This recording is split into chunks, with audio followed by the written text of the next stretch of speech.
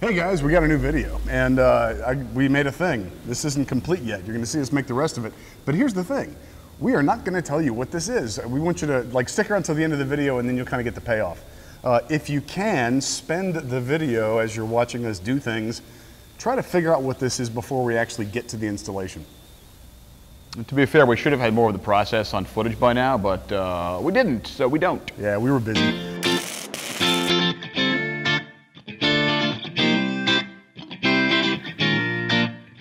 So this thing is these two concentric cylinders.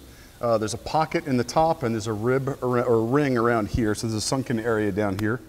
And this is what it looks like from the underside. With that's this. Very precisely machined shaft, exactly 1 inch, exactly 7/8.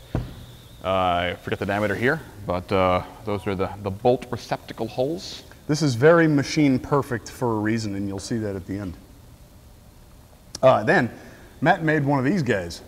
Matt. This is modifying a version of this. This is probably one of those don't try this at home machines, but I guess you'll see what this is for. This disc will be attached to this thing, and this thing is threaded to fit on our angle grinder. And then we'll show you why the hell we did that in just a moment. Bench grinder. Bench grinder. I am not holding this thing by hand. You're right, bench grinder. That bench would grinder. be, this is dangerous enough. Press brake. So we're going to machine some aluminum plates for use with this device, and we'll show you how that works. There you go. Okay, so we have our template disc off the CNC machine, and we have the spinning arm of death right here. So this is a nut that is the same thread as our bench grinder, and it will spin this at terrifying speeds. With this attached to it, and attached to this via either double stick or spray mount, we'll have the aluminum disc, and we will use that to put that nice spinny pattern on it. That's a technical term. Don't bother Googling it, because you'll probably be asked what you actually meant. Apparently it's technically jeweling, just one big one instead of a bunch of little ones.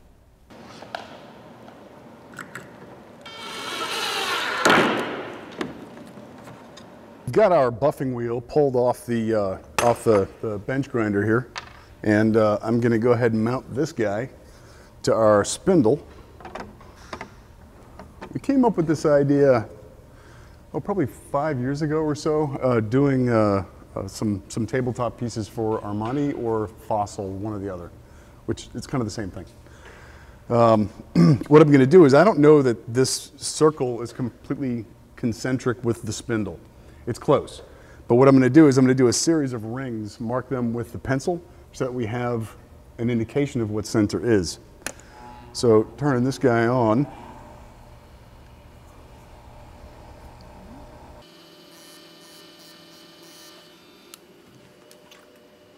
And so we've sprayed a tiny bit of spray mount on the disc and the aluminum, and I'm going to start with 220 to observe what we get. It's very easy for me to go coarser. It's more difficult if you start out coarse and you realize you should have done it finer, then you have to polish out all those scratch marks. So we're going to start fine and then move up if we need to.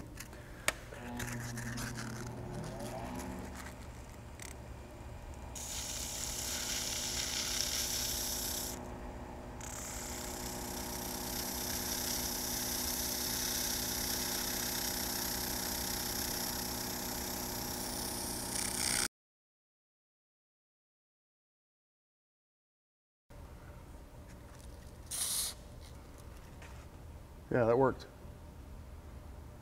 Hey, I just realized we haven't talked about catalyzed paint, so let's do that. I don't use catalyzed paint that often. Most of the time I use nitrocellulose lacquer, which is pretty tough stuff. But there's something even tougher, and that is catalyzed paint, which is basically car paint. You can get it custom mixed for whatever color you want, same as lacquer.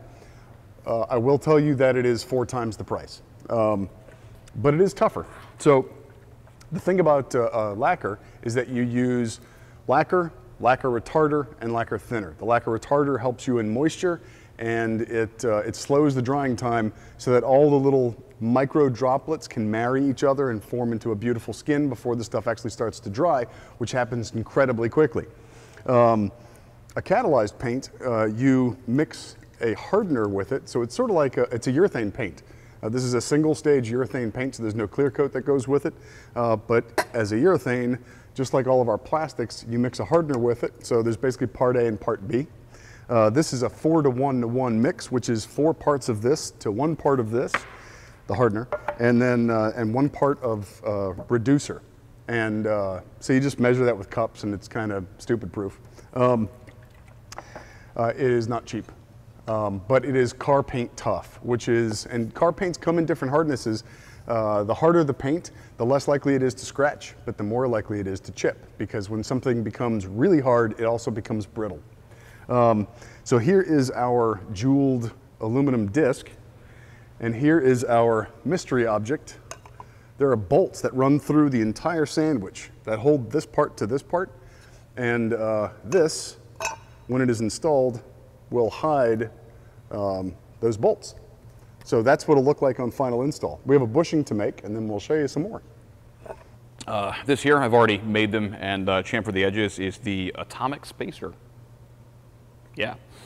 I realized fairly last minute that the new pieces versus the old pieces, this surface here should have been a little closer to flush. So it's about a 1/2 inch. That drops in there, and that will adapt with the rest of the bushings that are already in place. And the top part, if necessary, we may actually put some sticky on here so it sticks to the metal and doesn't get to bang around there, and then we will have some wax on the actual bushings that are doing the spinny bits between this and the master console that you'll see.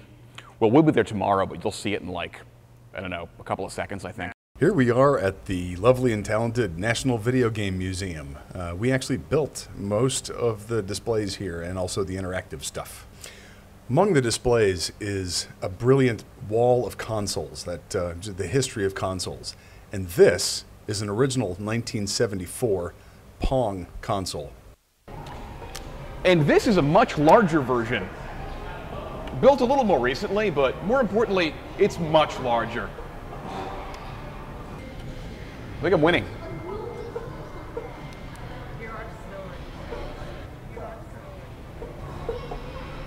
I'm gonna win. I'm gonna win.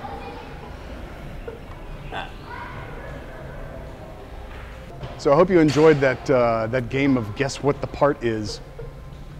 We are. What was it? I don't know. We're starting to build. We're starting to build Egypt, so you'll start to see some of that stuff.